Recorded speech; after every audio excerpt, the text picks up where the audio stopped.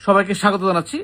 আপনারা কি জানেন বাংলাদেশই একমাত্র দেশ যেখানে একবার যদি আপনি একটা রাজনৈতিক পদ কিংবা একবার এমপি মন্ত্রী হইতে পারেন তাহলে সারা জীবন আপনাকে আর কিছু করতে হবে না, এমনকি আপনাদের ভবিষ্যৎ প্রজন্মকেও আর কিছু করতে হবে না। যে কারণে এদেশের একটা অংশ সারা জীবন চেষ্টা করে একবার যদি মন্ত্রিত্ব পায়, একবার যদি এমপি হইতে পারে, এই জন্য তারা শত শত কোটি টাকা তারা খরচ করে। কারণ একটাই, কারণ একবার যেতে পারলে তাদের আর পিছন ফিরে তাকাতে হবে না। এই না, আপনারা দেখুন না, একবার যদি সেই ক্ষমতায় যারা গিয়েছেন তাদেরকে টাকা পয়সার কোনো অভাব আছে? অভাব নেই।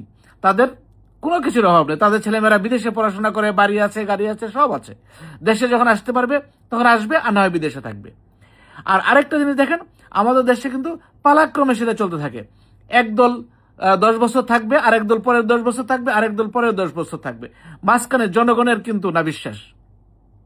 আজকে দেখুন যে এই যে আজকে সম্মিলিত ইসলামী ব্যাংকের 5টি ব্যাংকে খালি করে দিয়েছে, কারা জানেন? সেটা হচ্ছে অ্যাসালম গ্রুপ।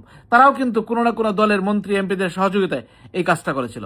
এবং আজকে কিন্তু এখন আরেকটা গ্রুপ কিন্তু সেটা শুরু করেছে। আপনি কিভাবে বুঝবেন? দেখেন, আমি গতকালকে যখন দেশে টাকা পাঠাইলাম, সেটাকে আমি জীবনে কখনো হুন্ডি দিয়ে টাকা পাঠাইনি কিংবা অবৈধভাবে টাকা পাঠাইনি। যখন আমার ব্যাংকে টাকা পাঠালাম, তো সাধারণত যেটা হয় যে আমি যে এক্সচেঞ্জ থেকে পাঠাই, সেই এক্সচেঞ্জ থেকে পাঠানোর পরে 2 দিন 3 দিন পরে টাকাটা ব্যাংকে গিয়ে জমা হয়, এবং সেটা প্রথমে অন্য একটা ব্যাংকে যায়, বাংলাদেশ ব্যাংকের মাধ্যমে, সেটা পরে আমার অ্যাকাউন্টে জমা হয়। কিন্তু আজকে দেখলাম গতকালকে টাকা পাঠিয়েছি আমি, কিন্তু সেই টাকাটা আজকে জমা হয়ে গেছে। তখন আমার একটু সন্দেহ হয়। আমি দেখলাম কি ঘটনা, এত তাড়াতাড়ি তো যাওয়ার কথা না। কিন্তু যখন আমি ক্লিক করলাম আমার স্টেটমেন্টে, দেখা গেল যে সেখানে টাকাটা সে এনপিএসবির মাধ্যমে জমা দিয়ে দিয়েছে।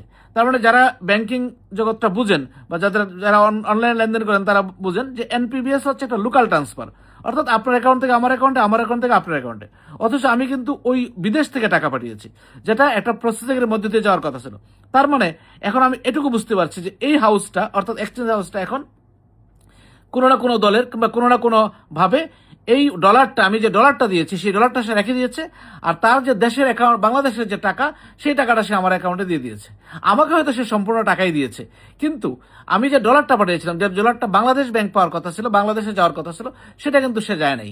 তার মানে এই যে কিন্তু চক্র, এই চক্রান্তের মাধ্যমে কিন্তু আগেও ব্যাংকগুলোকে খালি করা হয়েছিল। তো এখন কিন্তু আরেকটা চক্র সক্রিয় হয়েছে, বা আরেকটা দলের আমি বলবো, কিংবা আরেকটা গোষ্ঠী সক্রিয় হয়েছে, যারা এই ডলারটা বিদেশে পাচার করে দিচ্ছে। আমার ডলারটা বিদেশ থেকে দেশে গেল না, তার মানে কি এই ডলারটা আমার বিদেশি রয়ে গেল, অথচ টাকাটা কিন্তু আমার বাংলাদেশে আমি পেয়ে গেছি। তার মানে হচ্ছে তারা ডলার রেখে টাকা দিয়ে দিচ্ছে।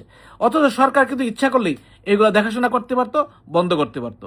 কাজে সবাই আপনার ভিডিওটা শেয়ার করবেন এবং সবাইকে বলবেন এই বিষয়ে সতর্ক থাকার জন্য। আমি আজকে যাব এবং তাদের বিরুদ্ধে অ্যাকশন নেওয়ার চেষ্টা করব। ধন্যবাদ সবাইকে। সবাই ভালো থাকবেন, সুস্থ থাকবেন।